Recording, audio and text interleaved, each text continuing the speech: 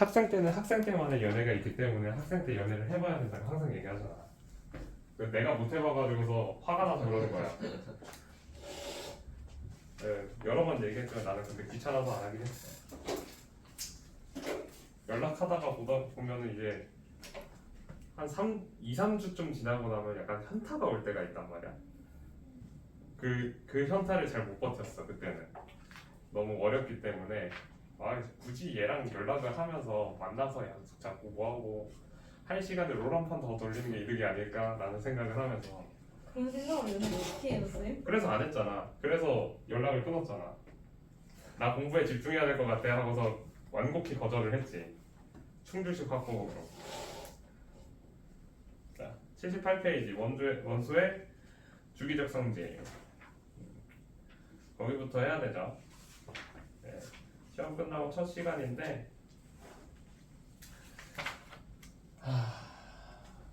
한번 당해봐서 이제 알 거야.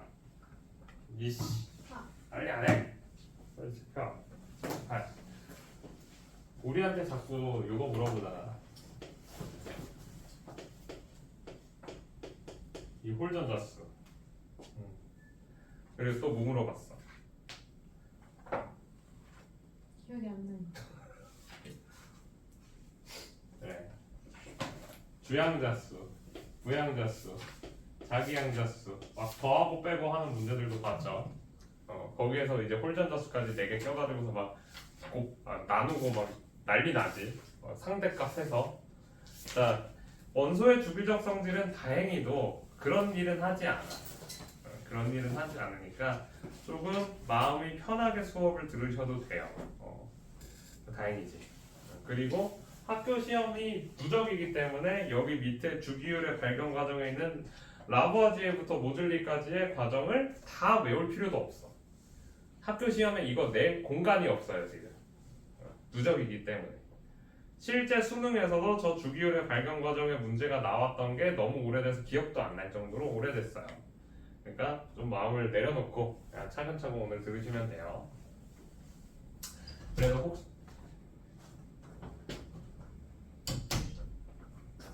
어디 갔다 너? 저 민간인 협박해서 빨리 안 나. 지금 한 대 맞았어요. 맞을만 했어. 수업을 들어가야지. 아, 자, 그러면 이제 주기율표부터 얘기를 빠르게 하고 넘어갈게요. 한 5분 정도 얘기할 거예요. 일단 주기율이라는 거는 주기적으로 같은 성질이 반복된다. 그러면서 이거를 가지고 표를 만든 게 주기율표인데 라부아지에가 열심히 만들었지. 라부아지에가 뭐했어? 얘는 원소라는 것을 밝혀냈죠. 더 이상 사원소설이 주류가 아니게 되게 만들어준 사람이야. 사원소설이 뭐야? 사원소설이 뭐야? 어떤 거 4가지를 원소로 얘기했죠?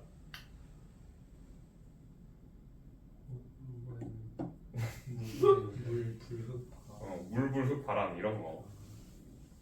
말도 안 되는 것을 원소로 얘기를 했던 시대가 있었는데 라부아지에가 그것을 끝냈고 이제 더 이상 그 화학이라는 게 무언가 철학의 하위 학문이 아니라 하나의 학문으로서 발돋움하게 되는 가장 중요한 사람이 요 라부아지에라고 얘기를 했어. 우리들이 이렇게 옷 입고 있는 거 다 이 사람 덕분이야.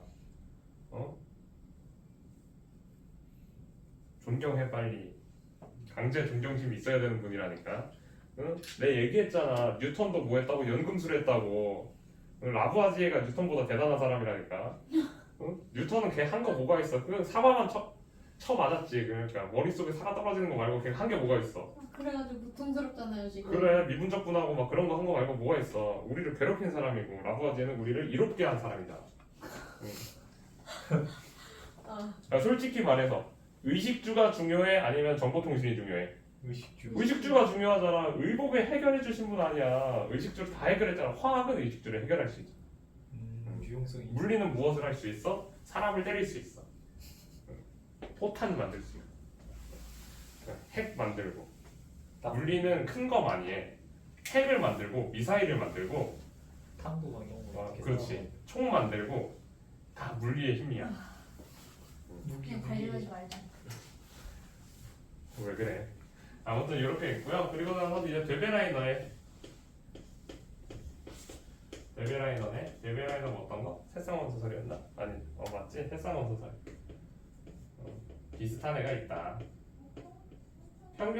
원자량을 평균 내었을 때 그 원자량이 있다면은 그 원소는 성질이 굉장히 비슷하다.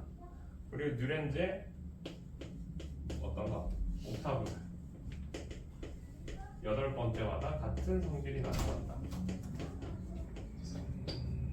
나보다 빨리 와야지. 자, 그리고 모즐리가 아닌데 멘델리예프가 열심히 해서 멘델리예프가 왜 최초의 주기율표를 만들었다라고 얘기합니까? 주기율표 만들었던 사람 이 사람 말고 많잖아. 왜라 그랬어? 빈칸. 정확해요. 빈칸을 만들었기 때문이지. 모르는 원소를 존재할 것이라고 얘기를 했던 사람이라 그렇고요. 하지만 얘도 한계점이 있죠. 얘는 원자량 순으로 만들었고요.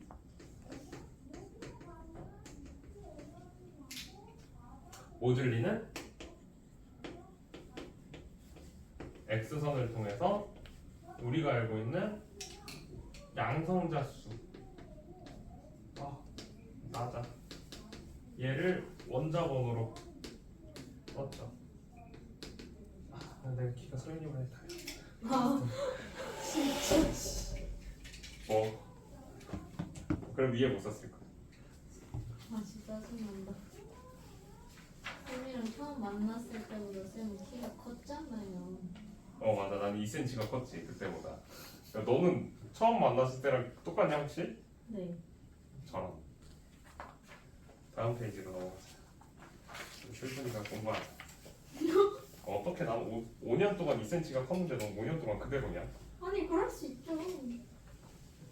그럴 수 없지. 그냥 2cm 다시 작아지세요. 그러고 싶다. 좀 가져갈래? 네. 한 5cm만. 가져갈 수 있으면 가져가. 잘못 끊어야겠다. 그냥 끊는다고 못 붙이잖아. 자, 주기율표.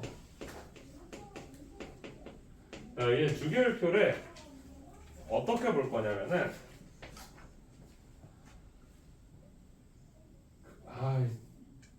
청년층에 진짜 그게 뭐야 이거 이전 따로네. 그 오비탈로 볼 거예요.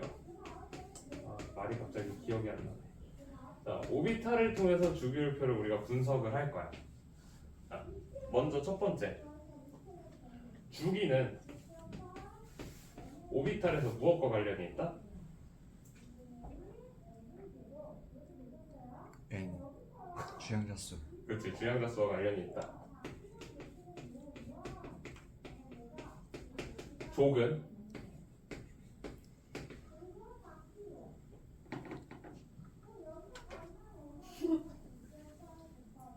원자과 전자수죠. 단말 알고 들은 몰라.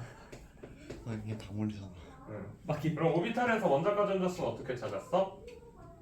우리가 배운 것 안에서는 s 오비탈이랑 마지막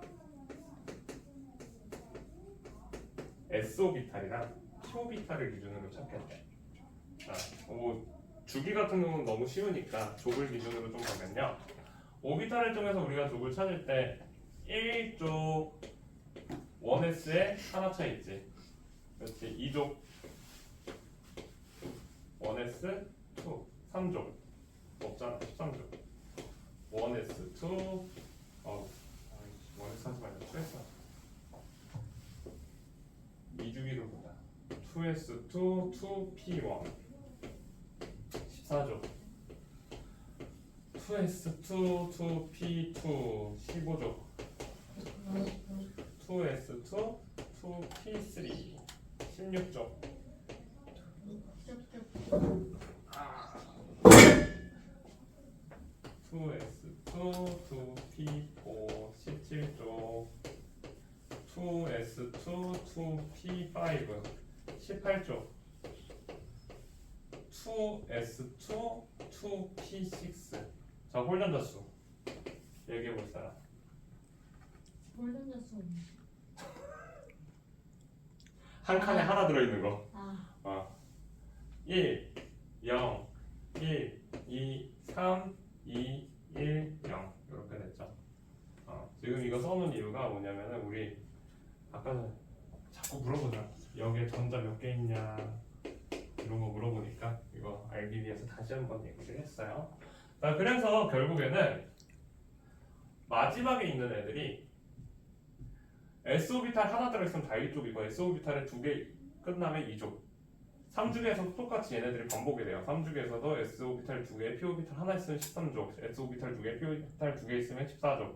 이런 식으로 전부 다 규칙성을 갖고 있기 때문에 얘네를 통해서 우리가 주기율표를 요즘에는 확인을 하셔야 돼요. 자, 그렇기 때문에 우리 조금 추가적으로 얘기를 하면은 1S, 2S, 2P, 3S, 3P, 4S, 그 다음 뭐야?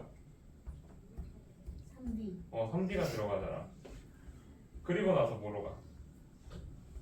그 다음에 4P로 들어가죠. 자, 그럼 이제 3D에 들어가는 애들은 13족이 될 수 있다 없다? 없다라는 걸 알 수가 있어. 왜? 13족에는 뭐니까 2S에 2개, SO비탈 2개, PO비탈 하나가 들어가야 되니까 얘네들이 13족으로 넘어가게 되는 거야.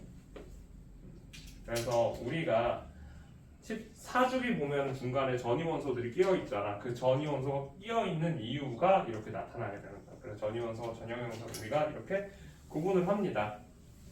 자, 아무튼 그건 별로 대학교나 가가지고서 더 중요한 내용이고요. 고등학교 수준에서는 본인들이 무엇을 할 줄 알아야 되냐면 금속, 비금속, 준금속 요거 세 개만 구별할 줄 알면 주기율표에서 사실 얘기할 거 다 했어.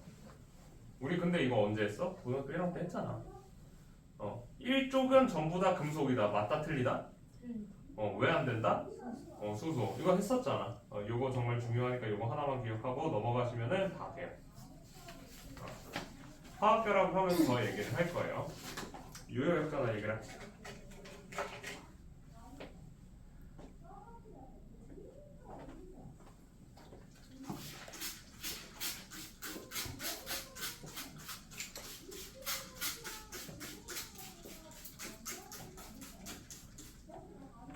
우리는 왜 물을 뿌려서 지워야 할까?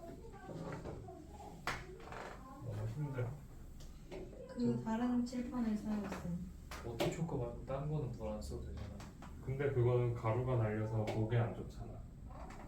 마스크 쓰고 수업하는 거 어때? 마스크 쓰고 수업을 하면 니네가 내 목소리가 잘 안 들리잖아. 그럼 선생님은 마이크를 쓰시는 거겠지. 그냥 쌤이 그걸 먹어요. 가루를. 그치? 요즘 이걸 이렇게 한 땀 한 땀 지우고 있는 시간이 너무 아까워. 수업 때 할 얘기가 너무 많은데 약간 요즘 궤도화되고 있는 것 같아. 수업 때 과학 얘기를 할 게 너무 많아지고 해주고 싶은 얘기가 100만 개 있는데 수업 시간은 짧아. 약간 문제가 생겼어.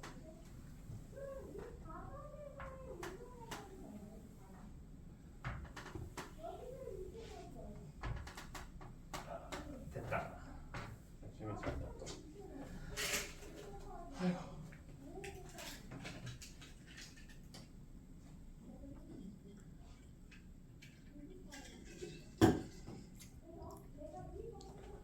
원소의 주기적 성질.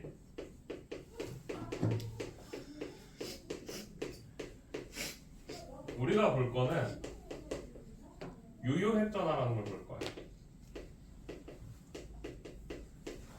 요 말도 참 어려워.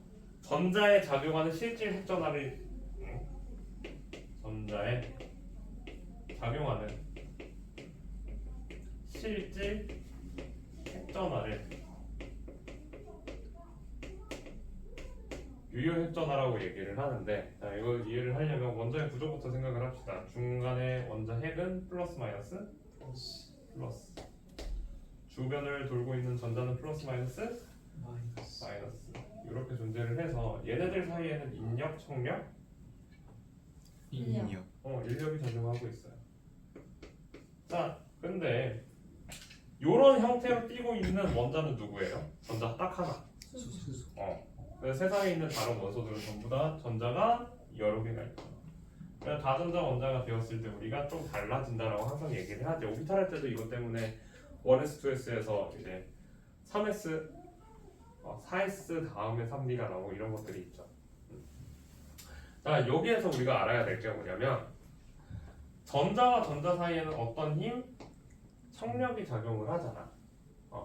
근데 얘가 같은 주기 안에 있을 때의 청력이랑 밖에 있는 애들에 의한 청력이랑은 조금의 차이가 있어요.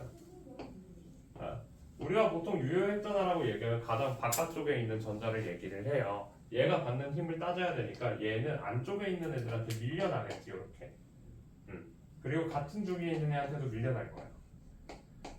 자, 1번 힘과 2번 힘 중에 누가 더 바깥쪽으로 많이 밀어내니?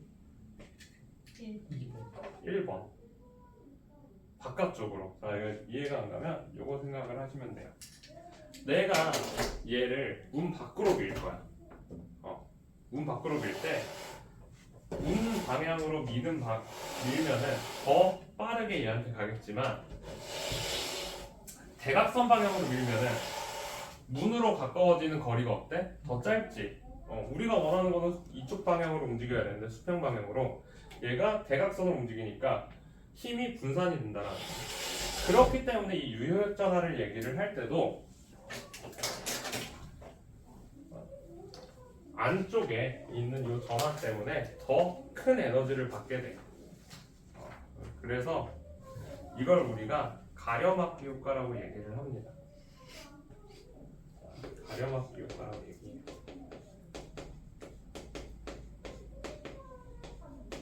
자, 그러면은 전자 껍질이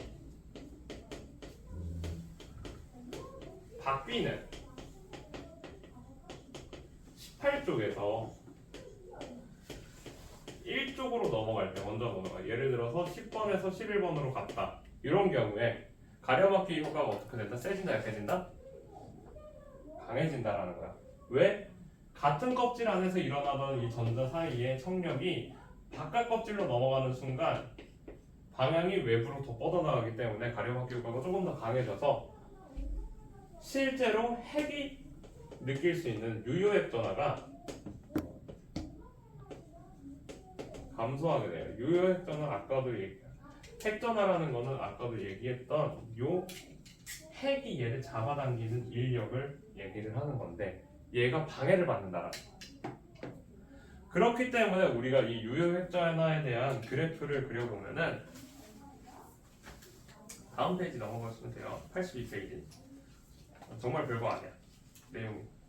자, 핵 전화를 계산하는 법 요거를 얘기를 할 거예요. 자, 핵에 있는 양성자가 늘어났어. 그러면은 플러스 전하가 증가하겠죠. 그러면 전자가 받는 힘은 어떻게 돼?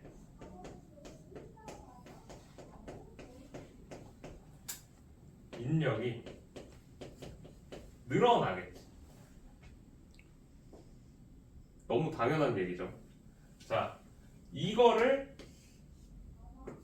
같은 주기에서 적용을 하시고요.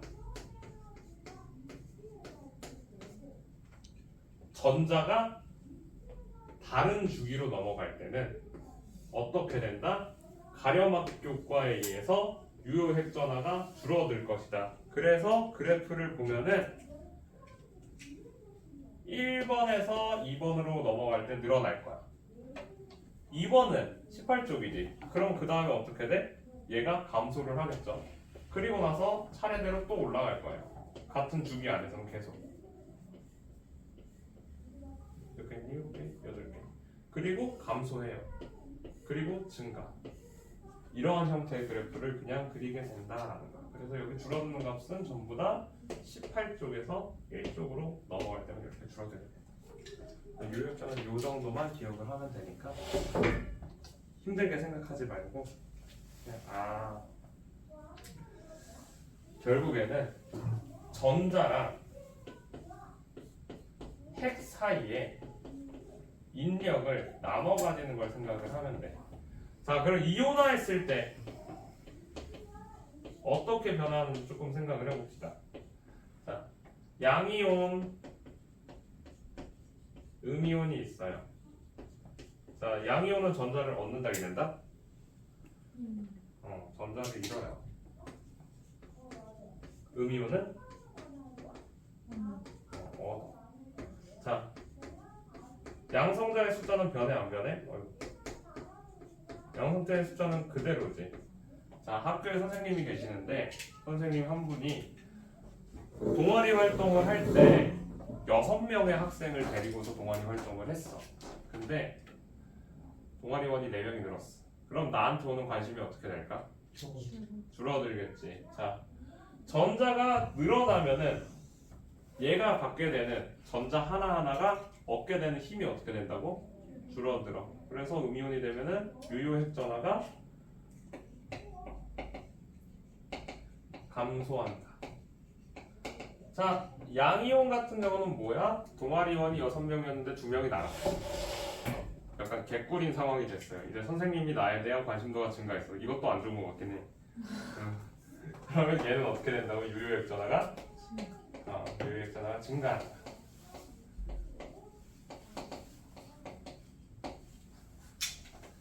여기서는 그래도 화학 반응식보다 쉬워. 자, 넘어가세요. 83페이지. 이거 좀 그냥 말로 하고 넘어갈게요. 원자 만들면 말로 하고 넘어갈 때 여기도 어렵다네. 이거? 아니 이거 어렵진 않아. 그러니까 유효핵 전화에 대한 이해가 확실하게 잡혀 있어야지 여기 단원에 대해서 다 이해를 할 수가 있어. 그런데 유효핵 전화가 잡아당기는 힘이라는 걸 이해를 못하면은 얘가 왜 크기가 이렇게 될까라는 것부터 이해가 안 가. 원자 반지름이. 그래서 잘 듣고 이해를 하시면 돼요. 손목 아파.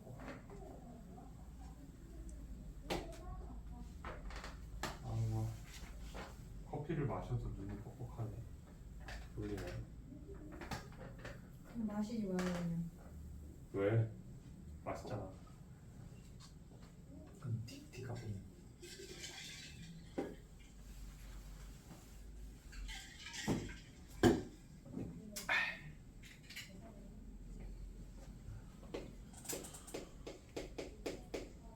원자 반지름.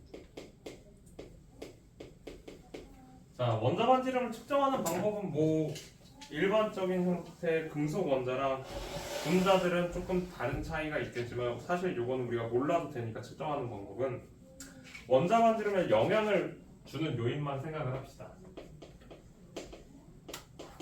자, 전자 껍질수. 전자 껍질이 많아지면 크기가 어떻게 될까? 커져요. 커질 거야. 그래 너무 당연하지. 포장지를 하나를 더 쌌는데 당연히 등치가 커져야지. 응? 선생님이 여기 몸에다가 패딩까지 입으면 이제 곰이 새는 거잖아. 전자 껍질 수는 커지면 증가하면 반지름도 커질 거야. 자, 유효핵 전화. 얘는 잡아당기는 힘이라고 그랬죠. 핵이 계속 그려야 돼. 핵이 여기에 있는 전자를 잡아당길 거야. 그럼 이 잡아당기는 힘이 커지면 원자의 크기는 어떻게 될까? 잡아당기는 힘이 커졌어. 내 크기는 어떻게 될까? 작아지겠지. 그래서 유효핵 전화가 증가를 하면은 반지름은 줄어들 거예요.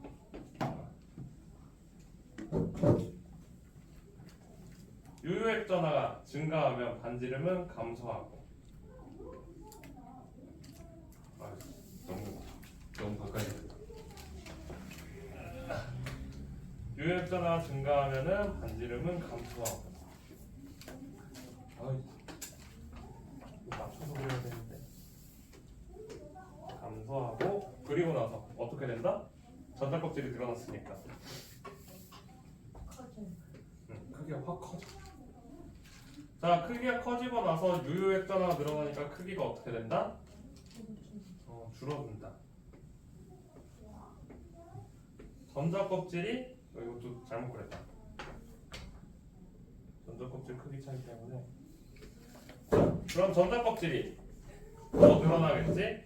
늘어나면 크기가 어떻게 된다? 늘어난다. 자, 이때 주의해야 될 게 뭐냐면 같은 족 안에 있는 애들, 그러니까 18족이랑 18족 비교를 하면요, 전자 껍질이 큰 애들이 항상 크기가 어떻게 돼야 돼?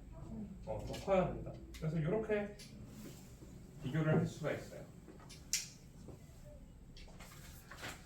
자, 그 다음에 이제 이온 반지름이 나오는데 우리가 사실 제일 어려워하는 건 요거예요. 이온 반지름.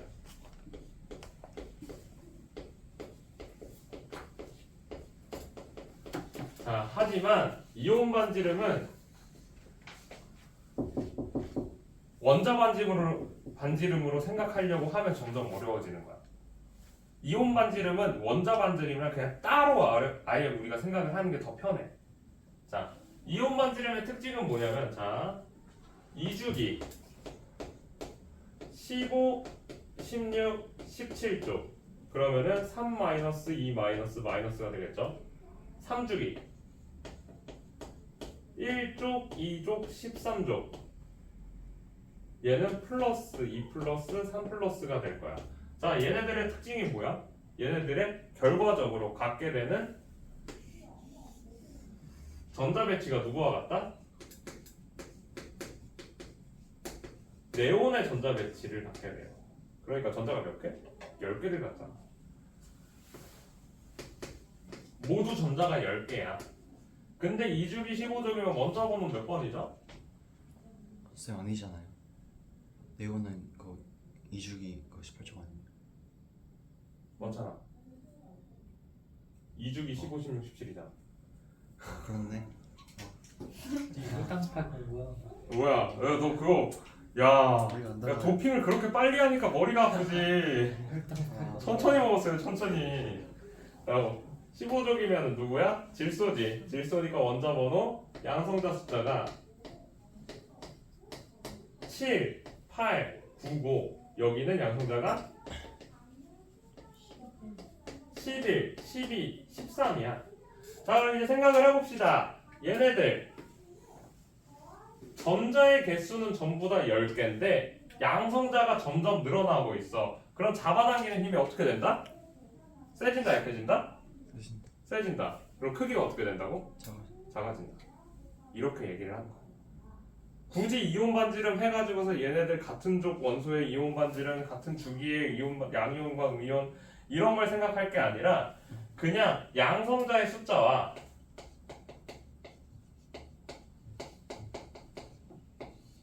이온이 되었을 때 전자의 개수를 비교를 해서 누가 더 크고 작은지를 우리가 확인을 하시면 돼요. 이렇게 따지면 이온 반지름을 구할 때 어렵지가 않아. 등전자 이온에서 특히 이런 게 있고, 자, 그런데 문제점들은 뭐냐면은, 자, 그러면 이제 비교를 해봅시다. 얘 질소, 산소, 플루오린, 나트륨, 마그네슘, 알루미늄. 얘네들을 보통 문제에서 어떻게 주냐면 A, B, C, D, E, F 이런 식으로 그냥 마구잡이로 줄 거야. 그런데 이 A, C, D, E, F가 저순서다? 아니야. 반대로 섞여 있을 거야. 섞여 있을 때 문제들에서 나오는 게 이런 거야. 자, 얘네들을 원자 반지름 순으로 놓으면은 누가 제일 커? 아, 누가 제일 작아? 플루오린이 제일 작아. 여기 플루오린이야, 플루오린.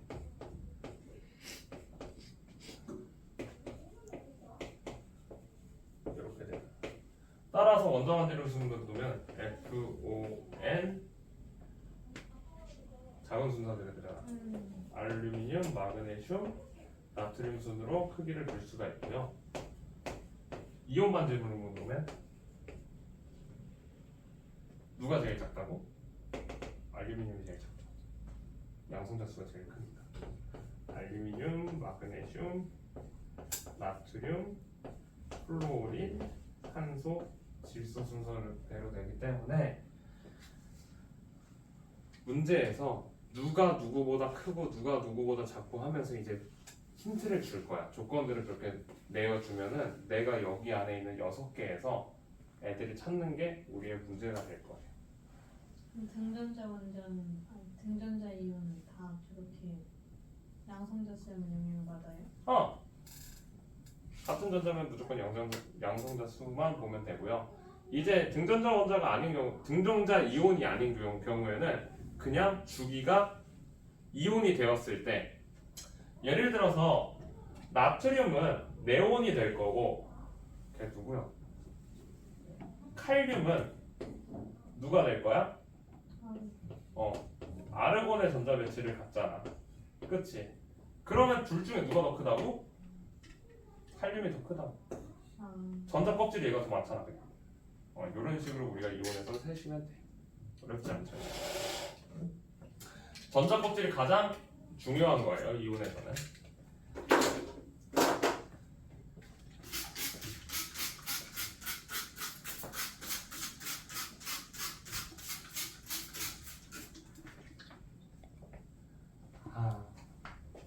지우는 게 너무 힘들어.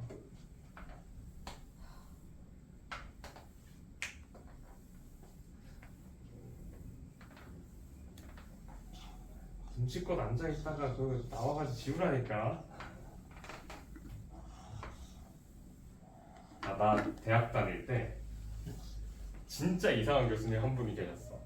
칠판 지우는 걸 너무 싫어하셔서 1시간 동안 칠판 하나만 꽉 채워서 쓰셔. 그거보다 수업을 더 하지도 않아. 그러면은 이제 매주 돌아가면서 주번이 있어. 대학교에. 그럼 주번이 칠판을 지우고 칠판 지우기를 털고 이제 집에 가는 거야. 약간 미친 교수님이 한 분 계셨어.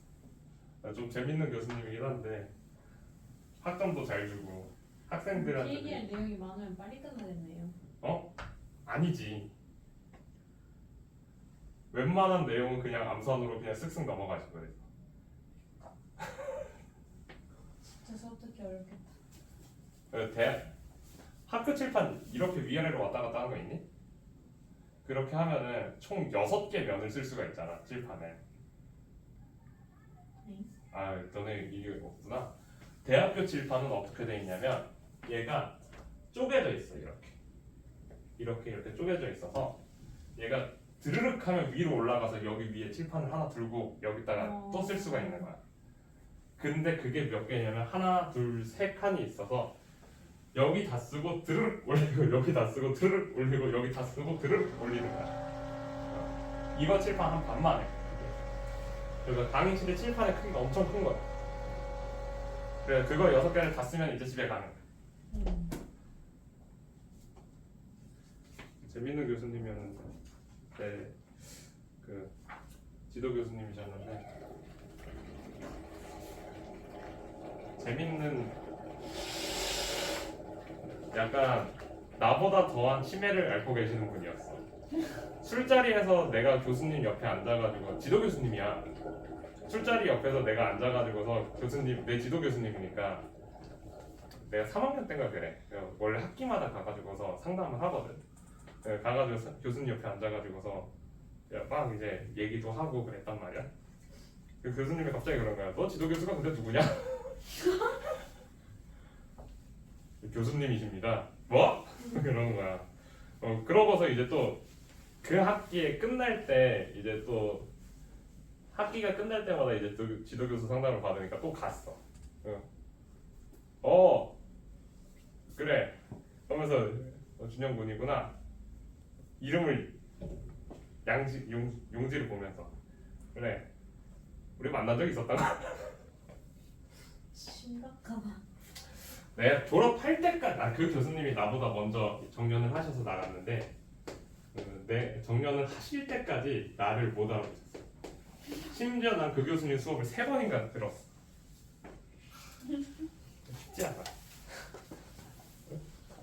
내가 공부를 너무 안 해가지고 한 번은 유급도 했단 말이야. 대학 성적이 너무 안 좋아서 유급도 했는데 그 유급한 다음 해에 이제 상담을 받으러 갔을 때 교수님이 그래서 유급은 어떻게 하는 거야? 물어보시는 거야. 근데 유급을 하려면 지도 교수 사인이 필요해. 교수님께서 사인을 해주셔서 제가 유급을 했습니다. 그러니까 그래? 내가 사인했어. 약간 이상한 교수님이었어. 자, 이온화 에너지 얘기를 합시다. 자, 이온화 에너지는 1몰에 어떤 원소 1몰의 기체에서 전자를 1몰씩 떼어낼 때 필요한 에너지라고 얘기하는데 이렇게 얘기하면 너무 어려워 수호야, 그치? 네? 이런 식으로 얘기하면 너무 어렵잖아. 네. 이온화 에너지에 대한 개념이 아니야. 이건 그 이온화 에너지에 대한 정의잖아. 그래서 쉽게 생각하면 요거야. 지금 여기에 전자가 리튬을 그리면 이런 식으로 있을 거 아니야. 그럼 전자를 떼어낸다고 하면 누구부터 떼어낼까? 마지막. 바깥에 있는 거. 얘를 떼어낼 때 필요한 에너지를 이온화 에너지라고 얘기하는 거예요. 가장 바깥 전자를 떼어낼 때 필요한 에너지. 자, 그러면 이제 조금씩 더 봅시다. 자,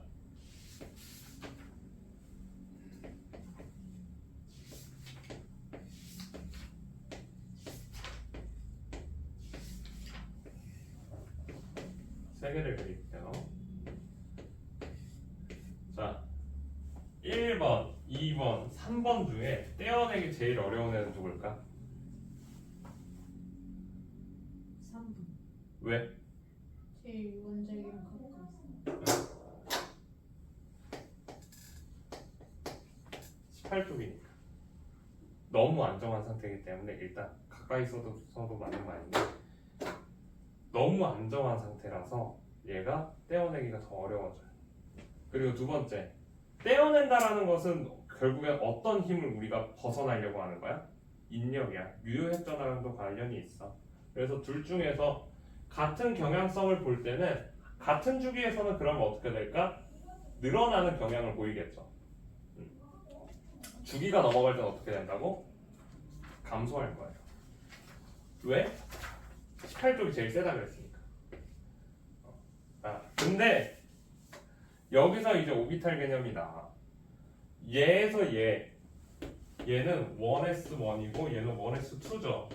그리고 그 다음에 내 붕소 같은 경우는 1s2에 2p 2s2에 2p1이죠. 왜 버렸어요? 자, 그럼 2s2를 빼는 게 쉬울까? 2p1을 빼는 게 쉬울까? 오비탈이 가득 차 있는 상태에 있는 걸 빼는 거랑 오비탈이 하나만 있는 애를 빼는 거랑 어떤 게 더 쉽냐면은 오비탈이 하나만 있는 애를 빼기가 쉬워.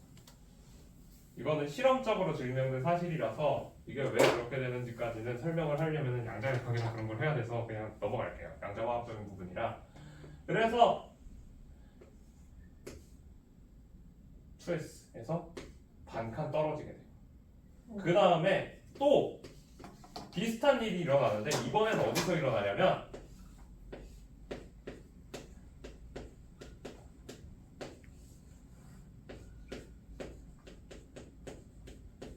여기서 일어나요. 여기서 반칸이 떨어지게 돼. 자, 아까 전에는 얘 가득 차 있는 게 빼기가 힘들다 그래놓고서 여기서는 왜 얘가 빼기가 쉬워지냐? 얘는 p오비탈이 가득 차 있는 상태가 아니라 얘는 전자와 전자 사이에 반발력이 존재를 해요. 이 반발력이 너무 강하다 보니까 실제로 우리가 p오비탈 계산을 하면은 얘는 세 개가 서로 같은 거라 그래서 다른 거라 그랬어? 그냥 우리가 방향에 따라서 내가 지정한 값이지 얘네가 무언가 큰 의미를 가지고 있는 건 아니라 그랬잖아. 따라서 이 전자의 위치가 여기 있어도 되고 여기 있어도 되고 여기 있어도 되고 하면서 위치를 마구잡이로 움직일 수가 있어. 그러면 얘는 고정되어 있는 거 아니면 풀려 있는 거야 지금? 풀려 있고 애매하게 지금 들어가 있는 상태야. 따라서 애매하게 들어가 있으니까 결합이 약해서 이온화하는데 에너지가 덜 들게 돼. 그리고 나서 다시 어떻게 되겠어? 얘가 쭉 떨어지겠지. 왜? 족이 바뀌게 되니까. 그래서 우리가 외울 때 하나 둘 하고 반칸 떨어져서 하나 둘 셋 하고 반칸 떨어져서 하나 둘 셋 이런 식으로 유효액전을 외우게 되고요. 자, 유효액전의 특징 중에 하나가 같은 족일 때 값이 더 작아져야 돼요. 주기가 늘어날 때마다. 이렇게 얘기를 하면은 이온화 에너지의 주기적 변화까지 해서 85페이지까지 지금 얘기를 했어요. 자, 그 다음에 나오는 게 이제 순차 이온화 에너지라는 말이 나오는데 전자를 하나씩 내가 더 떼어갈 거야, 수호야. 네. 자, 전자를 하나씩 더 떼어갈 때마다 어떻게 변하는지를 생각을 하자. 자, 전자 껍질이 바뀌면 가까워지니까 힘이 세진다, 약해진다? 한 개의 원자 안에서 내가 첫 번째로 얘를 뗐어. 두 번째로 얘를 뗐고 세 번째로 얘를 뗄 거야. 당연히 전자를 뗄 때마다 유효핵전화의 값이 증가를 하겠죠.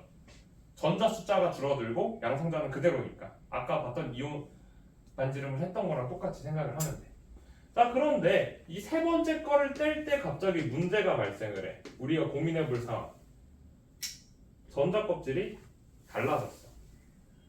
거리가 가까워졌어. 자, 전기력, 자기력, 거리가 가까우면 힘이 세진다, 약해진다? 세진다. 이해가 안 가면 자석을 여기 있잖아. 선생님이 자석을 멀리 이렇게 놓으면 얘가 어떻게 되겠어? 땅으로 떨어지겠지. 근데 가까이 두고서 놓으면은 이렇게 붙잖아. 가까워지면은 인력이 더 세요. 전기력이랑 자기력이라는 애들. 자, 그러니까 이 안에 있는 이 전하는 어떻게 된다고? 더 강한 전기력을 받게 될 거야. 유효액 전하가 갑자기 팍 하고 증가를 하게 돼. 그럼 얘를 뗄 때 에너지가 급증하는 형태를 보이게 돼요. 즉, 내가 전자 껍질이 바뀌는 시점, 내 원자가 전자를 다 떼어내고 나서 그 다음 거를 꺼내게 되면은 값이 급증한다. 이걸 통해서 우리가 원자가 전자가 몇 개인지 찾을 수가 있는 거야. 85페이지 밑에 보면 표가 하나 있어요. 그거 같이 보도록 할게요. 나트륨을 보면은 순차 이온화 에너지 첫 번째가 제1의 에너지가 496이었다가 두 번째 거를 떼려고 하니까 4562로 거의 10배 가까이 증가를 하게 돼. 자, 이거를 보면서 나트륨이 전자 껍질이 바뀌어서 두 번째 걸 떼기가 힘들구나. 따라서 그 전까지, 즉 한 개 떼는 게 얘의 원자가 전자구나 라고 생각을 할 수 있고요. 마그네슘은 두 개를 떼는 데까지는 그냥 두 배 정도 증가를 했다가 세 번째 거를 떼려고 하니까 갑자기 5배로 빵 하고 뻥튀기가 돼. 따라서 세 번째 거는 이제 원자가 전자가 아니구나. 따라서 2번까지. 알루미늄도 똑같이 보면은 4번에서 한 번에 빵 하고 뻥튀기가 됐으니까 1, 2, 3이 원자가 전자가 된다. 요거를 우리가 이번 시간에 배워야 될 내용이 요만큼이에요. 내 영상 이해가 안 가는 거 있니? 잘 모르겠지. 내가 뭘 아는지 모르는지 모르겠지, 지우야. 자, 이 문제를 같이 봅시다. 86페이지. 야, 잠깐만 꺼봐. 시간이라 그래. 뭐야? 연달아서 했어요.